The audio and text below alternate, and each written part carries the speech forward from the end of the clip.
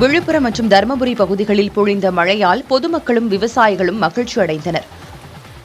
தருமபுரி நகர் பகுதியிலும் அரூர், பாப்பிரெட்டிப்பட்டி உள்ளிட்ட பகுதிகளிலும் மாலை நேரத்தில் காற்றுடன் கூடிய கனமழை பொழிந்தது. மேலும் ஒரு சில பகுதிகளில் விட்டுவிட்டு மழை பொழிந்தது.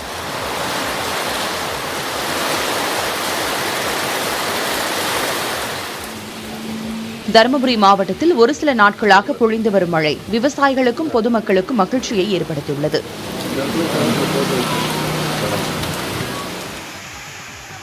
அதேபோல் விழுப்புரத்தின் கோழியனூர், விக்கிரவாண்டி, கண்டமங்கலம் உள்ளிட்ட பகுதிகளில் இரவு நேரத்தில் அரை மணி நேரத்திற்கு மேலாக மிதமான மழை பொழிந்தது.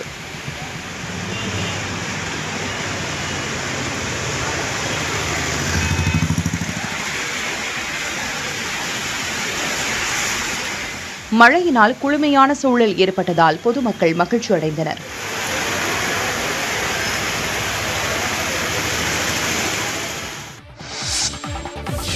ஹேமா கமிட்டி அறிக்கை மற்றும் வயநாடு நிலச்சரிவு விவகாரத்தை வைத்து கேரள மாநில அரசை மத்திய அமைச்சர் ஜே.பி. நட்டா விமர்சித்துள்ளார்.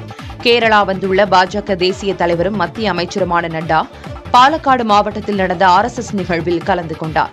அதில் உரையாற்றிய அவர், மலையாள திரையுலகில் ஹேமா கமிட்டி அறிக்கை அதிர்வலைகளை ஏற்படுத்தியிருக்கும் நிலையில் அந்த அறிக்கையை வெளியிட மாநில அரசு தாமதப்படுத்தியது ஏன் என கேள்வி எழுப்பினார். ஆளும் மார்க்சிஸ்ட் கம்யூனிஸ்ட் கட்சியைச் சேர்ந்த தலைவர்களுக்கு இதில் தொடர்பு இருப்பதாக குற்றம் சாட்டிய நட்டா, இந்த விவகாரத்தில் முதலமைச்சர் பினராயி விஜயன் எதையும் மறைக்காமல் உண்மையை பேச வேண்டும் என கூறினார். தொடர்ந்து பேசிய அவர், வயநாட்டில் மோசமான வானிலை காரணமாக பல்வேறு எச்சரிக்கைகள் விடுக்கப்பட்டிருந்தும் கேரள அரசு அலட்சியமாக இருந்ததன் காரணத்தினாலேயே நிலச்சரிவு சம்பவம் நிகழ்ந்ததாக குற்றம் சாட்டினார். அமைதி, வளர்ச்சி மற்றும் கல்விக்கான மாநிலமாக இருந்த கேரளா இப்போது வன்முறை மற்றும் ஊழலின் நிலமாக மாறிவிட்டதாக நட்டா விமர்சித்தார். மலையாள திரைப்பட நடிகரும் கேரள MLA-வுமான முகேஷ் மீது திருச்சூர் வடக்கஞ்சேரி காவல்துறையினர் மேலும் ஒரு பாலியல் தொந்தரவு வழக்கு பதிவு செய்து சம்மன் அனுப்பியுள்ளனர்.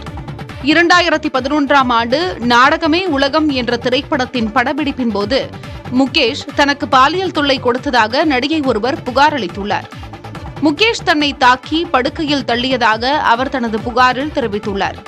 இது தொடர்பாக நடிகர் முகேஷுக்கு காவல்துறையினர் சம்மன் அனுப்பியுள்ளனர். பின்னர் சிறப்பு புலனாய்வு குழுவிடம் வழக்கு ஒப்படைக்கப்படும் என காவல்துறையினர் தெரிவித்துள்ளனர். முகேஷ் தனக்கு திருவனந்தபுரம் தலைமை செயலகத்தில் பாலியல் தொல்லை அளித்ததாக நடிகை ஒருவர் புகார் அளித்தார். மற்றொரு நடிகை கொச்சி மராடு காவல் நிலையத்தில் புகார் அளித்ததை தொடர்ந்து வழக்கு பதிவு செய்யப்பட்டது. சம்மன் அனுப்பப்பட்டுள்ள நிலையில் முகேஷ் தனது வழக்கறிஞருடன் ஆலோசனை நடத்தி வருகிறார். திரைத்துறையில் அதிகார மையம் என்று எதுவும் கிடையாது என்று நடிகர் மம்முட்டி தெரிவித்துள்ளார். கேரள திரைத்துறையில் தொடரும் பாலியல் புகார்கள் தொடர்பாக மோகன்லாலை தொடர்ந்து நடிகர் மம்முட்டியும் மௌனம் கலைத்துள்ளார். இது தொடர்பாக சமூக வலைதளத்தில் பதிவிட்டுள்ள அவர், மலையாள திரைப்பட நடிகர் சங்கத்தின் அதிகாரப்பூர்வ விளக்கத்திற்காகத்தான் காத்திருந்ததாகவும் அதற்கு முன்னர் சங்கத்தின் உறுப்பினர் ஒருவர் கருத்து கூறுவது சரியாக இருக்காது என்ற முறையில் இத்தனை நாள் வாய் திறக்கவில்லை என்று குறிப்பிட்டுள்ளார். ஹேமா கமிட்டி அறிக்கையை வரவேற்பதாக கூறியுள்ள மம்முட்டி, கமிட்டியின் பரிந்துரைகளை திரைத்துறையின் அனைத்து சங்கங்களும் உடனடியாக அமல்படுத்த வேண்டிய நேரம் இது என்று குறிப்பிட்டுள்ளார். திரைத்துறையில் பாலியல் ரீதியான பிரச்சினைகள் நடைபெறாமல் இருக்க தேவையான சட்டங்களை இயற்ற வேண்டும் என்று வலியுறுத்தியுள்ள அவர், காவல்துறை நேர்மையாக விசாரிக்கட்டும், நீதிமன்றங்கள் தண்டனையை தீர்மானிக்கட்டும் என்று குறிப்பிட்டுள்ளார். திரைத்துறையில் அதிகார மையம் என்று எதுவும் கிடையாது என்று கூறியுள்ள மம்முட்டி, இறுதியாக திரைத்துறையை அழியாமல் பாதுகாக்க வேண்டியது அவசியம் என்று தனது பதிவில் குறிப்பிட்டிருக்கிறார். திரைத்துறையில் பாலியல் புகார்கள் தொடர்பாக மூத்த நடிகர் மம்முட்டி எதுவும் கூறாமல் மௌனம் காப்பதாக நடிகைகள் பலரும் குற்றம் சாட்டிய நிலையில் தற்போது மம்முட்டி தனது கருத்தினை தெரிவித்திருக்கிறார்.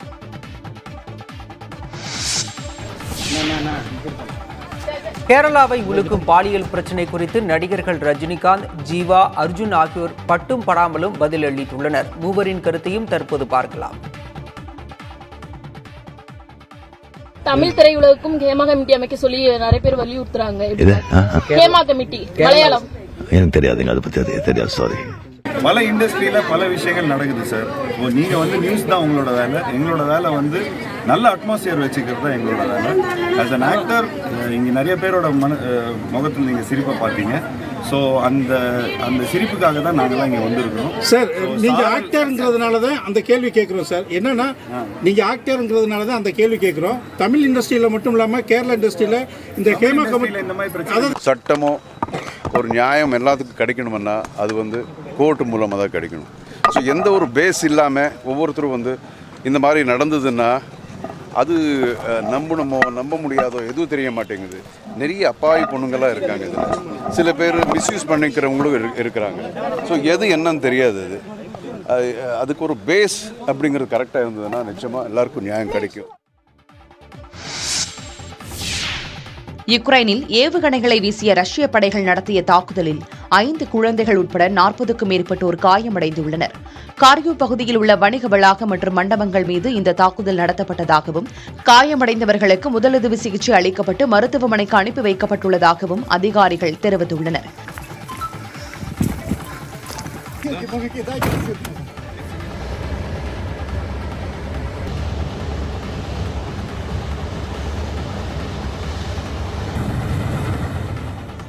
இதற்கிடையே ரஷ்யாவின் பெல்கோரட் பகுதியில் யுக்ரைன் படைகள் நடத்திய தாக்குதலில் 2 குழந்தைகள் உட்பட 11 நபர்கள் காயமடைந்தனர்.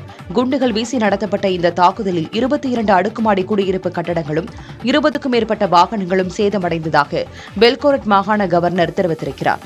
யுக்ரைன் ரஷ்யாவுக்கிடையே பல மாதங்களாக போர் நடைபெற்று வரும் நிலையில் இரு தரப்பிலும் ஆயிரக்கணக்கானோர் உயிரிழந்துள்ளனர்.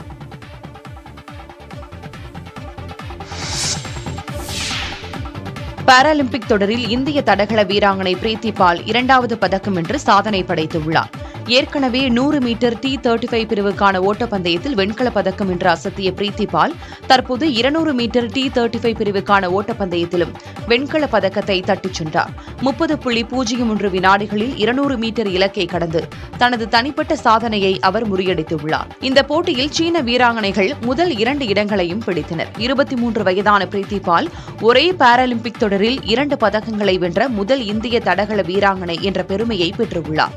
இதேபோல் உயரம் தாண்டுதல் போட்டியின் T47 பிரிவில் இந்திய வீரர் நிஷாத் குமார் 2.04 மீட்டர் உயரம் தாண்டி வெள்ளிப் பதக்கம் வென்று அசத்தியுள்ளார். கடந்த டோக்கியோ பாராலிம்பிக் தொடரிலும் இவர் வெள்ளிப் பதக்கத்தை வென்றது குறிப்பிடத்தக்கது.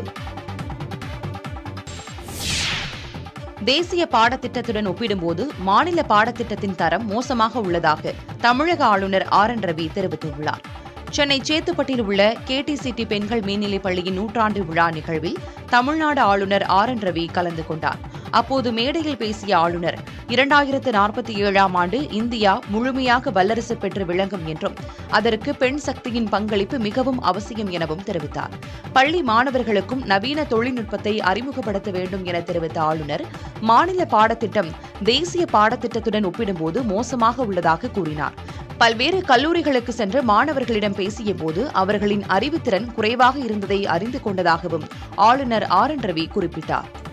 You have a syllabus which you follow, but I would urge you to think beyond syllabus, because syllabus in our state, especially a state board, is very low, and I don't like to talk about it. It is not competitive. It is certainly far behind, far below. I can see that in our university, in our colleges, because it is reflecting in the academic standard, the scholarship of our students. பாலியல் குற்றங்கள் எல்லா துறைகளிலும் நடப்பதாகவும் திரைத்துறையில் நடப்பது ஊடகத்தில் தெரிவதாகவும் நாம் தமிழர் கட்சியின் தலைமை ஒருங்கிணைப்பாளர் சீமான் தெரிவித்துள்ளார். எல்லா துறைகளிலும் இந்த பாலியல் சீண்டல்கள், இந்த குற்றங்கள் நிகழ்ந்துകൊண்டே இருக்கு. இப்போ மருத்துவமனையில் கல்கத்தாவில் படிச்சுக்கிட்டு இருந்த வேலை செஞ்சுட்டு இருந்த ஒரு பார்த்திங்க உங்களுக்கு பயிற்சி மருத்துவம் பண்ணிருந்த பிள்ளையே அந்த வளாகத்துக்குள்ளே வச்சு பல பேர் வன்புணர்வு செய்து கொலை செய்ததெல்லாம் இருக்குது, தொடர்ச்சியாக நடக்குது. ஆசிபாங்கிற தங்கச்சியை வந்து கோயிலுக்குள்ளே வச்சு 8 வயசு பிள்ளைய பல பேர் வன்புணர்வு செய்து கொலை செய்ததெல்லாம் இருக்குது. இது எல்லா துறையிலும் இருக்குது. பேருந்தில் போகும்போது இருக்குது, எல்லா துறையிலும் இருக்குது.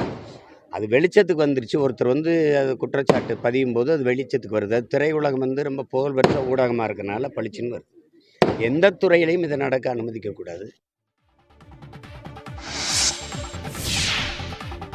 சென்னை பல்லாவரம் அடுத்த பம்மல் பகுதியில் மகள் திருமணத்திற்கு சம்மதிக்காததால் மன விரக்தியில் இருந்த பெற்றோர் வீட்டில் தூக்கிட்டு தற்கொலை செய்து கொண்டனர்.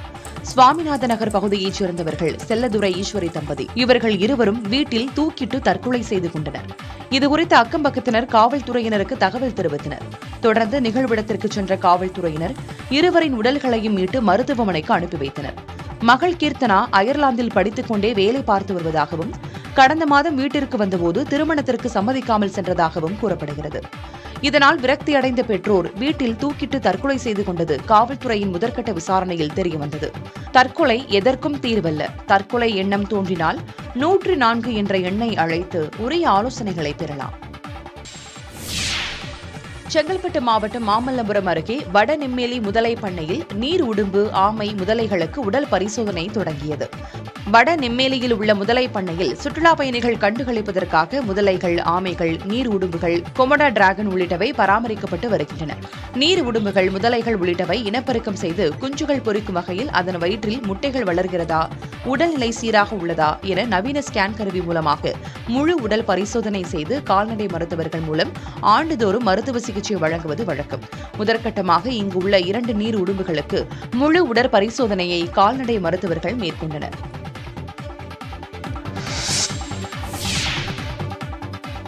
ஆசியாவின் மிகப்பெரிய துறைமுகமான திரிகோணமலை துறைமுகம் இந்திய அரசின் ஒத்துழைப்புடன் மேம்படுத்தப்படும் என இலங்கை அதிபர் ரணில் விக்ரமசிங்கே தேர்தல் வாக்குறுதி அளித்துள்ளார். திரிகோணமலையில் நடைபெற்ற பேரணியில் பங்கேற்று பேசும்போது அவர் இதனை தெரிவித்தார். நிலாவெள்ளி தொடக்கம் திரிகோணமலை வரையிலும், வெறுகல் ஆறு தொடக்கம் அருகம்பை வரையிலும் சுற்றுலா மையங்களை உருவாக்கி பெருமளவிலான சுற்றுலா பயணிகளை திரிகோணமலைக்கு வரவழைக்க நடவடிக்கை எடுக்கப்படும் என அதிபர் ரணில் விக்ரமசிங்கே குறிப்பிட்டார். மீன்பிடி தொழில் வளர்ச்சிக்கு மானியம் அளிக்கப்படும் எனவும் அவர் தெரிவித்தார்.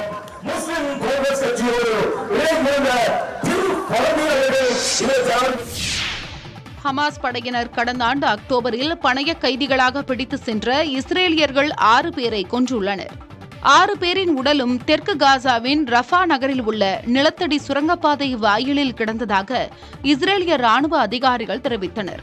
கடத்தப்பட்டவர்களை மீட்கும் முயற்சியில் ஈடுபட்டிருக்கும் போது இந்த சம்பவம் நிகழ்ந்துள்ளதாகவும் இஸ்ரேலிய ராணுவம் தெரிவித்துள்ளது. கடத்தப்பட்டவர்களை பத்திரமாக மீட்க முடியாததால் இஸ்ரேல் அதிபர் நெத்தன்யாகுவிற்கு எதிராக போராட்டங்கள் வெடித்துள்ளன. இதன் விளைவாக காசா மீதான தாக்குதலை நிறுத்த மேற்கொள்ளப்படும் முயற்சிகள் பின்னடைவை சந்திக்கும் என்று எதிர்பார்க்கப்படுகிறது. கடந்த ஆண்டு அக்டோபர் 7ஆம் தேதி தெற்கு இஸ்ரேலில் இசை நிகழ்ச்சி ஒன்றில் பங்கேற்றவர்களில் பலரை ஹமாஸ் படையினர் அதிரடியாக கடத்தி சென்றுள்ளனர். இதைத் தொடர்ந்தே காசா மீதான தாக்குதலை இஸ்ரேல் தொடங்கியது. அப்போர் 10 மாதங்களை கடந்தும் நீடித்து வருகிறது. டெல்லியில் மூத்த பத்திரிகையாளரான உமேஷ் உபாத்யாய் மாடியிலிருந்து தவறி விழுந்து காலமானார். வசந்த்கஞ்ச் பகுதியில் வீட்டின் புனரமைப்பு பணிகள் நடைபெற்றுக் கொண்டிருந்த நிலையில் அந்த பணிகளை ஆய்வு செய்து கொண்டிருந்தபோது 4வது தளத்திலிருந்து தவறி விழுந்ததாக கூறப்படுகிறது. இதில் படுகாயமடைந்த அவர் உடனடியாக மீட்கப்பட்டு மருத்துவமனைக்கு அழைத்துச் செல்லப்பட்ட நிலையில் அங்கு அவர் சிகிச்சை பலனின்றி உயிரிழந்தார். 64 வயதான உமேஷ் உபாத்யாய் டெல்லி பாஜக முன்னாள் தலைவரான சதீஷ் உபாத்யாயின் மூத்த சகோதரர் ஆவார். மறைந்த பத்திரிகையாளர் உமேஷ் உபாத்யாயிற்கு எக்ஸ் வலைதளம் வாயிலாக பிரதமர் நரேந்திர மோடி இரங்கல் பதிவு வெளியிட்டுள்ளார். உமேஷ் உபாத்யாயின் மறைவு மிகுந்த வேதனை அளிப்பதாகவும் டிஜிட்டல் ஊடகம் மற்றும் தொலைக்காட்சி துறையில் அவரது பங்களிப்புகள் மதிப்புமிக்கவை என்று தெரிவித்த பிரதமர் மோடி பத்திரிகை உலகிற்கு இது ஈடு செய்ய முடியாத பேரிழப்பு என குறிப்பிட்டுள்ளார். ஃபார்முலா 4 கார்பந்தய பாதுகாப்பு பணியின் போது மாரடைப்பு ஏற்பட்டு உயிரிழந்த காவல் உதவி ஆணையர் சிவக்குமாரின் குடும்பத்திற்கு 25 லட்சம் ரூபாய்க்கான காசோலையை சென்னை காவல் ஆணையர் அருண் வழங்கினார். அம்பத்தூரைச் சேர்ந்த சிவக்குமார் கொளத்தூர் காவல் உதவி ஆணையராக பணிபுரிந்து வந்தார். சென்னையில் ஃபார்முலா 4 கார் பந்தயத்தை முன்னிட்டு தீவுத்திடல் பகுதியில் அவர் பாதுகாப்பு பணியில் ஈடுபட்டிருந்த போது மாரடைப்பு ஏற்பட்டு மயங்கி விழுந்து உயிரிழந்தார். அவரது உடலுக்கு ஆவடி மாநகர காவல் ஆணையர் சங்கர் உள்ளிட்ட சக காவலர்கள் அஞ்சலி செலுத்தினர். தொடர்ந்து சிவக்குமாரின் உடலுக்கு சென்னை காவல் ஆணையர் அருண் அஞ்சலி செலுத்தினார். அப்போது தமிழக அரசு அறிவித்த 25 லட்சம் ரூபாய்க்கான காசோலையை சிவக்குமாரின் குடும்பத்தினரிடம் ஒப்படைத்தார். புதுச்சேரியில் கோர்க்காடு ஏரியை ஆய்வு செய்ய சென்ற துணைநிலை ஆளுநரை முற்றுகையிட்ட பெண்கள் மின்கட்டண உயர்வை திரும்ப பெற வேண்டும் என்று வலியுறுத்தியதால் பரபரப்பு ஏற்பட்டது. புதுச்சேரியின் 4வது பெரிய ஏரி கோர்க்காடு கிராமத்தில் அமைந்துள்ளது. இந்த ஏரியின் ஆக்கிரமிப்புகள் குறித்து புதுச்சேரி துணைநிலை ஆளுநர் கைலாஷ்நாதன் ஆய்வு செய்தார். அப்போது அங்கு கூடியிருந்த மக்கள் ஆளுநரை சந்திக்க விடாமல் காவல்துறையினர் தடுத்து நிறுத்தினர். இதையடுத்து அங்கிருந்த பெண்கள் துணைநிலை ஆளுநரை முற்றுகையிட்டு பல்வேறு குற்றச்சாட்டுகளை முன்வைத்தனர். ஏரிக்கரையோரம் உள்ள தங்களது வீடுகளில் மழை காலங்களில் தண்ணீர் புகுந்து பாதிக்கப்படுவதாகவும் அதிகாரிகள் பார்வையிடுவதில்லை எனவும் சரமாரியாக குற்றம் சாட்டினர். மேலும் மின்கட்டண உயர்வை ரத்து செய்ய வேண்டும் மற்றும் நியாய விலை கடைகளை திறக்க வேண்டும் என கோரிக்கை விடுத்தனர். இதனைத் தொடர்ந்து செய்தியாளர்களிடம் பேசிய துணைநிலை ஆளுநர் கைலாஷ்நாதன் கோர்க்காடு ஏரி ஆக்கிரமிப்பு தொடர்பாக புகார் வந்ததை அடுத்து ஆய்வு செய்ததாகவும் புதுச்சேரியில் உள்ள நீர்நிலைகளை பாதுகாத்து குடிநீர் தேவை மற்றும் விவசாய தேவைக்கு நிரந்தர தீர்வு காணப்படும் என்றும் கூறினார்.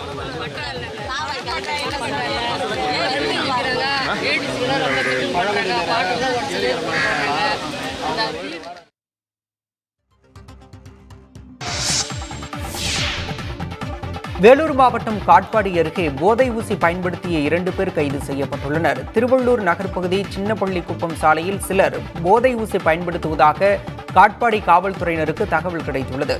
அதன் அடிப்படையில் நிகழ்விடத்திற்கு சென்று காவல்துறையினர் சோதனை நடத்தினர். அப்போது போதை ஊசியை பயன்படுத்திய லட்சுமிகாந்த், கௌதம் என்ற 2 இளைஞர்கள் கைது செய்யப்பட்டனர்.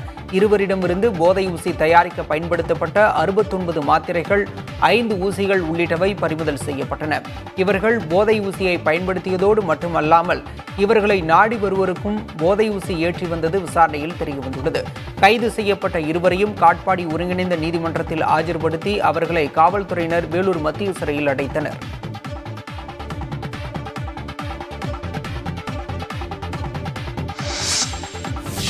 நீலகிரி மாவட்டம் உதகையில் இளம்பெண்ணிற்கு விஷம் கொடுத்து கொலை செய்த வழக்கில் மாமியார் உட்பட 4 நபர்களை காவல்துறையினர் கைது செய்துள்ளனர். வண்ணாரப்பேட்டை பகுதியைச் சேர்ந்த ஆஷிகா என்பவருக்கு காந்தல் பகுதியைச் சேர்ந்த இம்ரான் என்பவருடன் கடந்த 2021ஆம் ஆண்டு திருமணம் நடைபெற்றது. கணவன் மற்றும் மாமியார் அடித்து துன்புறுத்துவதாக ஆஷிகா பர்வின் தனது பெற்றோரிடம் கூறி வந்ததாக கூறப்படுகிறது. இந்நிலையில் கடந்த ஜூன் மாதம் 24ஆம் தேதி வீட்டின் சமையலறையில் இறந்த நிலையில் ஆஷிகா கண்டெடுக்கப்பட்டார். உடற்கூறாவில் பெண்ணின் உடலில் காயம் ஏற்பட்டிருந்ததாகவும் அவருக்கு விஷம் கொடுக்கப்பட்டிருந்ததாகவும் தெரியவந்ததை அடுத்து ஆஷிகாவின் உறவினர்கள் காவல் நிலையத்தை முற்றுகையிட்டு போராட்டத்தில் ஈடுபட்டனர். இதில் தொடர்புடையவர்கள் மீது நடவடிக்கை எடுக்க வேண்டும் என அவர்கள் வலியுறுத்தினர்.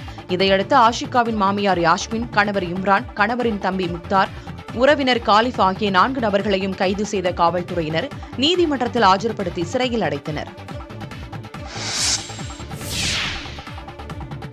திண்டுக்கல் அருகே சட்டவிரோதமாக மதுபானங்களை விற்பனை செய்பவர்களிடமிருந்து பறித்த மதுபாட்டில்களுடன் பெண்கள் மறியலில் ஈடுபட்டனர்.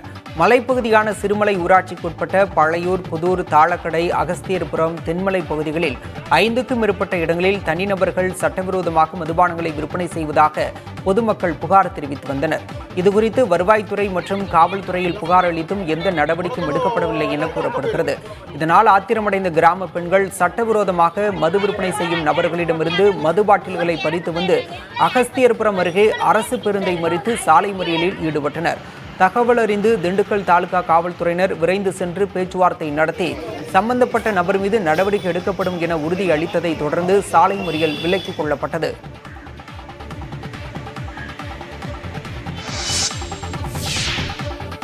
நாகை நம்பியார் நகர் கடற்கரையில் அதிபத்த நாயனார் சிவனுக்கு தங்க மீன், வெள்ளி மீன் அர்ப்பணிக்கும் திருவிழா நடைபெற்றது. கிபி 8ஆம் நூற்றாண்டில் நம்பியார் நகர் மீனவர் கிராமத்தில் வசித்த சிறந்த சிவபக்தரான அதிபத்த நாயனாருக்கு ஆவணி மாதம் ஆயில்ய நட்சத்திரம் அன்று சிவபெருமான் காட்சியளித்து முக்தி பேறு தந்ததாக நம்பப்படுகிறது. இந்நிகழ்வை போற்றும் வகையில் ஆண்டுதோறும் நம்பியார் நகர் மீனவ கிராமத்தில் ஆவணி மாதம் ஆயில்யம் நட்சத்திர நாள் அன்று அதிபத்த நாயனாரின் முக்தி பேறு விழாவை கடலில் தங்கமீன், வெள்ளிமீன் பிடிக்கும் திருவிழாவாக கொண்டாடுகின்றனர். இந்த ஆண்டு விழாவை முன்னிட்டு நம்பியார் நகரில் உள்ள கோயிலிலிருந்து சீர்வரிசையுடன் கிராம மக்கள் கடற்கரை வந்தடைந்தனர். பின்னர் அதிபத்த நாயனார் திருமேனியை நம்பியார் நகர் மீனவர்கள் படகு ஒன்றில் வைத்து நடுக்கடலுக்கு எடுத்துச் சென்று அங்கு தங்கமீன், வெள்ளிமீன் பிடித்து சிவார்ப்பணம் செய்யும் நிகழ்வு நடைபெற்றது.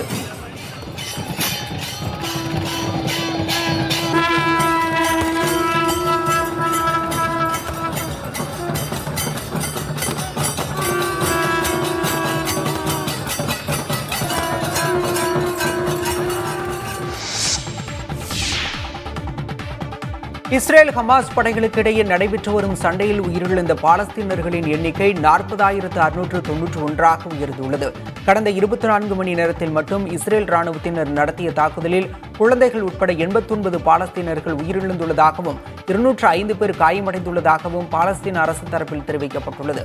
இதுவரை 94,060 பேர் காயமடைந்துள்ள நிலையில் தொடர்ந்து ஹமாஸ் அமைப்பினர் மீதான தாக்குதலை இஸ்ரேல் படைகள் தீவிரப்படுத்தி வருகின்றன.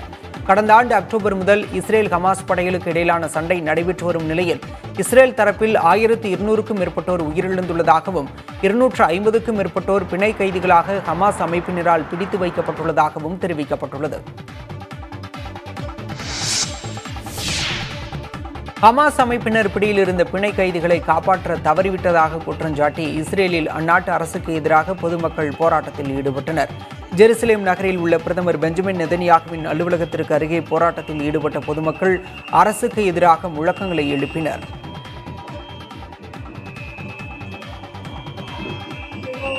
இஸ்ரேல் நாட்டின் தேசிய கொடிகளையும் உயிரிழந்த பிணை கைதிகளின் படங்களையும் கையில் ஏந்தியபடி 1000க்கும் மேற்பட்டோர் போராட்டத்தில் கலந்து கொண்டனர். பிணை கைதிகளை விடுவிக்க ஹமாஸ் அமைப்பினருடன் ஒப்பந்தம் செய்ய வலியுறுத்தி கோஷம் எழுப்பினர். காசாவில் ஹமாஸ் பிடியில் இருந்த பிணை கைதிகள் 6 பேர் கொல்லப்பட்ட நிலையில் இஸ்ரேல் அரசுக்கு எதிரான போராட்டங்கள் தற்போது வலுப்பெற்றுள்ளன. கடந்த ஆண்டு அக்டோபர் மாதம் முதல் இஸ்ரேல் படையினருக்கும் ஹமாஸ் அமைப்பினருக்கும் இடையே போர் நடைபெற்று வரும் நிலையில் 250 பேரை ஹமாஸ் அமைப்பினர் சிறைபிடித்து வைத்துள்ளதாக கூறப்படுகிறது.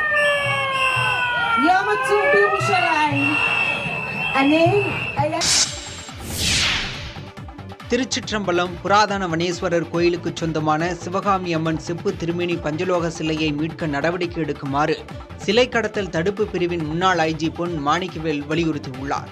கோயிலில் தரிசனம் செய்த பின்னர் செய்தியாளர்களை சந்தித்த அவர், சிவகாமி அம்மன் பஞ்சலோக செப்பு திருமேனி சிலை கடந்த 20 வருடங்களுக்கு முன்பு திருடப்பட்டதாகவும் தற்போது அமெரிக்காவின் நியூயார்க் மாகாணத்தில் ஒரு தனியார் அருங்காட்சியகத்தில் காட்சி பொருளாக வைக்கப்பட்டுள்ளதாகவும் கூறியுள்ளார்.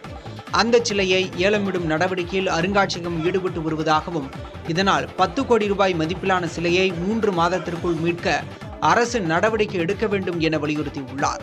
நடவடிக்கை எடுக்காவிட்டால் கிராம மக்களின் ஆதரவோடு சிலையை மீட்டுக் கொண்டு வர சட்ட நடவடிக்கை எடுக்கப்படும் எனவும் கூறியுள்ளார். 3 முறை இந்த கோயிலில் திருட்டு நடந்திருக்கு. 1974 நடராஜ எறும்பாக அது வடமொழி சொல்லு, தமிழில் சொல்லப்போனால் ஆடவல்லார். சொல்லுங்க, ஆடவல்லார் தெய்வம் களவாடப்பட்டு திருப்பி எடுத்து உள்ள வந்துருச்சு. அது வேற. இது போக 3 முறை இந்த இதுவும் இருக்கு. 20 ஆண்டுகளுக்கு மேலே கோயிலில் சிவகாமி ஒன்று பஞ்சலோக தெய்வ திருமேனி மும்பை வழியாக தான் வெளிநாட்டுக்கு போகிறதாக சொல்கிறாங்க. திருச்சிற்றம்பலம் கோயிலோட வரலாறு 1374 வருடத்துக்கு முன்னாடி கோயிலில் வந்து ரொம்ப முக்கியமான இது கல்வெட்டுகள்லாம் எல்லாம் இருக்குது. நான் ஏற்கனவே சொல்லிட்டேன் யாரோட கல்வெட்டுகள் சொல்லியிருக்கோம்.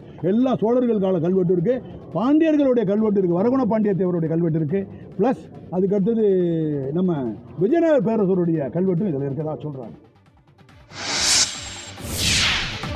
திருத்தணியில் அடகு கடைக்குள் புகுந்து நகைகளை திருடிய நபரை காவல்துறையினர் கைது செய்தனர். கடந்த 31ஆம் தேதி NSC போஸ் சாலை பகுதியில் உள்ள நகைக்கடையின் பூட்டை உடைத்து 43 கிராம் தங்க நகைகள், சுமார் 3 கிலோ வெள்ளிப் பொருட்கள் கொள்ளையடிக்கப்பட்டுள்ளது. இது தொடர்பாக கடையில் இருந்த கண்காணிப்பு கேமரா காட்சிகளை காவல்துறையினர் ஆய்வு செய்தனர். அதன் அடிப்படையில் திருட்டில் ஈடுபட்ட சென்னையைச் சேர்ந்த பங்க் முருகன் என்பவரை கைது செய்தனர். இதையடுத்து அவரிடம் இருந்த நகைகளை பறிமுதல் செய்தனர்.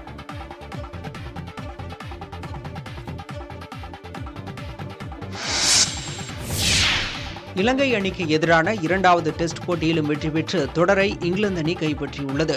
இங்கிலாந்தில் சுற்றுப்பயணம் மேற்கொண்டு 3 போட்டிகள் கொண்ட டெஸ்ட் தொடரில் இலங்கை அணி விளையாடி வருகிறது. முதல் டெஸ்ட் போட்டியில் இங்கிலாந்து அணி வெற்றி பெற்றது.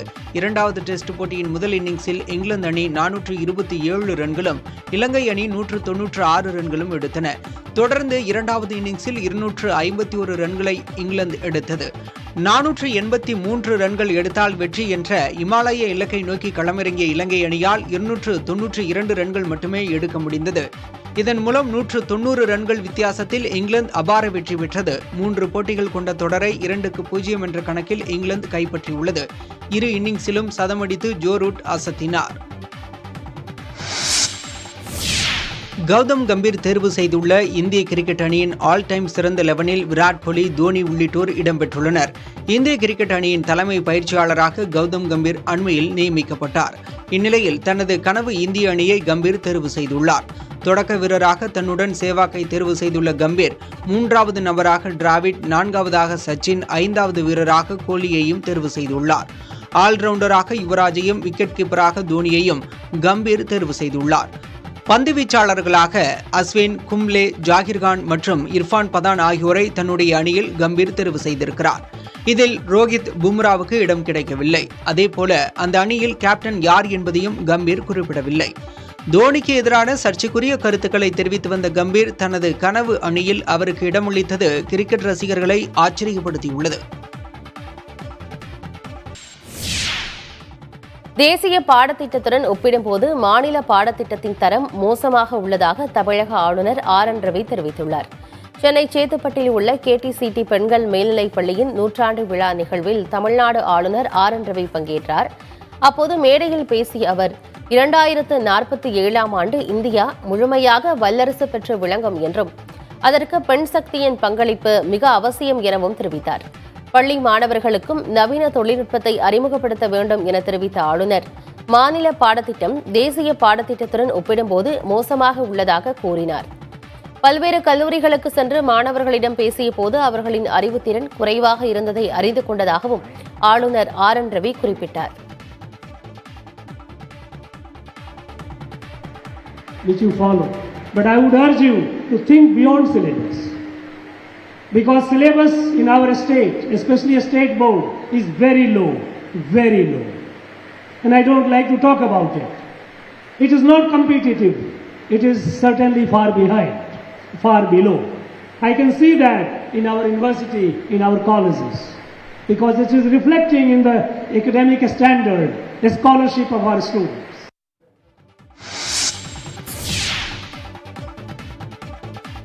கோவை மாவட்டம் மேட்டுப்பாளையம் அருகே சாலையில் திரிந்த மாடு திடீரென முட்டியதில் இருசக்கர வாகனத்தில் சென்ற இருவர் நிலை தடுமாறி கீழே விழுந்தனர். மேட்டுப்பாளையத்திலிருந்து சிறுமுகை செல்லும் சத்தியமங்கலம் சாலையில் தோல் ஷாப் எனும் பகுதியில் சாலையில் மாடுகள் நடந்து வந்து கொண்டிருந்தன. அப்போது பசுமாடு ஒன்று திடீரென சாலையில் சென்று ஒரு இருசக்கர வாகனத்தை முட்டி தள்ளியது. இதில் இருசக்கர வாகனத்தில் சென்ற இருவர் நிலை தடுமாறி கீழே விழுந்த போதும் பெரிய அளவில் காயங்கள் ஏதுமின்றி நல்வாய்ப்பாக உயிர் தப்பினர். இந்த விபத்து தொடர்பான CCTV காட்சிகள் சமூக வலைதளங்களில் வேகமாக பரவி வருகிறது.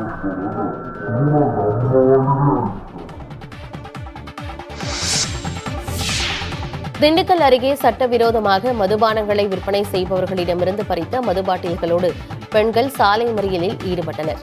மலைப்பகுதியான சிறுமலை ஊராட்சிக்கு உட்பட்ட பழையூர், புதூர், தாழக்கடை, அகஸ்தியர்புரம், தென்மலை ஆகிய பகுதிகளில் 5க்கும் மேற்பட்ட இடங்களில் தனிநபர்கள் சட்டவிரோதமாக மதுபானங்களை விற்பனை செய்வதாக பொதுமக்கள் புகார் தெரிவித்து வந்தனர். இதுகுறித்து வருவாய்த்துறை மற்றும் காவல்துறையில் புகார் அளித்தும் எந்த நடவடிக்கையும் எடுக்கப்படவில்லை என கூறப்படுகிறது. இதனால் ஆத்திரமடைந்த கிராம பெண்கள் சட்டவிரோதமாக மது விற்பனை செய்யும் நபர்களிடமிருந்து மதுபாட்டில்களை பறித்து வந்து அகஸ்தியர்புரம் அருகே அரசு பேருந்தை மறித்து சாலை மறியலில் ஈடுபட்டனர். தகவல் அறிந்த திண்டுக்கல் தாலுகா காவல்துறையினர் விரைந்து வந்து பேச்சுவார்த்தை நடத்தி சம்பந்தப்பட்ட நபர் மீது நடவடிக்கை எடுக்கப்படும் என உறுதியளித்ததை தொடர்ந்து சாலை மறியல் விலக்கிக் கொள்ளப்பட்டது. வேலூர் மாவட்டம் காட்பாடி அருகே போதை ஊசி பயன்படுத்திய இருவர் கைது செய்யப்பட்டுள்ளனர். திருவள்ளுவர் நகர் பகுதி சின்னப்பள்ளி குப்பம் சாலையில் சிலர் போதை ஊசி பயன்படுத்துவதாக காட்பாடி காவல்துறையினருக்கு தகவல்கள் கிடைத்துள்ளன. அதன் அடிப்படையில் நிகழ்விடத்திற்கு சென்று காவல்துறையினர் சோதனை செய்தனர். அப்போது போதை ஊசியை பயன்படுத்திய லட்சுமிகாந்த், கௌதம் என்ற 2 இளைஞர்கள் கைது செய்யப்பட்டனர். இருவரிடமிருந்து போதை ஊசி தயாரிக்க பயன்படுத்தப்பட்ட 69 மாத்திரைகள், 5 ஊசிகள் உள்ளிட்டவை பறிமுதல் செய்யப்பட்டன. இவர்கள் போதை ஊசியை பயன்படுத்தியதோடு மட்டுமல்லாமல் இவர்களை நாடி வருவோருக்கும் போதை ஊசி ஏற்றி வந்தது விசாரணையில் தெரியவந்துள்ளது. கைது செய்யப்பட்ட இருவரையும் காட்பாடி ஒருங்கிணைந்த நீதிமன்றத்தில் ஆஜர்படுத்தி அவர்களை காவல்துறையினர் வேலூர் மத்திய சிறையில் அடைத்தனர். டேட்டிங் செயலி மூலம் வழிப்பறியில் ஈடுபட்ட வழக்குகளில் நெல்லை, தூத்துக்குடி, தென்காசி, கன்னியாகுமரி ஆகிய மாவட்டங்களில் 70 பேர் கைது செய்யப்பட்டிருப்பதாக திருநெல்வேலி சரக காவல்துறை துணைத் தலைவர் மூர்த்தி தகவல் அளித்திருக்கிறார். கூகுள் பிளே ஸ்டோரில் கிரைண்டர் டேட்டிங் சாட் என்ற செயலி பயன்பாட்டில் உள்ளது. இச்செயலி மூலம் இளம் வயதினரை ஏமாற்றி சில நபர்கள் குற்றச் செயல்களில் ஈடுபட்டு வருவதாக புகார்கள் வந்த வண்ணம் உள்ளன. இது தொடர்பான மனுக்கள் மீது கடும் நடவடிக்கை எடுக்கப்பட்டு வருவதாகவும், மேலே குறிப்பிட்ட 4 மாவட்டங்களில் இந்த ஆண்டில் மட்டும் 22 வழக்குகள் பதிவு செய்யப்பட்டிருப்பதாகவும் கூறப்படுகிறது. இந்த வழக்குகளில் சம்பந்தப்பட்ட 70 பேர் கைது செய்யப்பட்டனர்.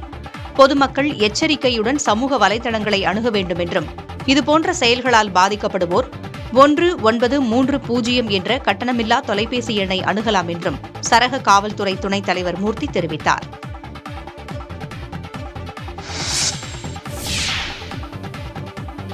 நாகை நம்பியார் நகர் கடற்கரையில் அதிபத்த நாயனார் சிவனுக்கு தங்க மீன், வெள்ளி மீன் அர்ப்பணிக்கும் திருவிழா நடைபெற்றது.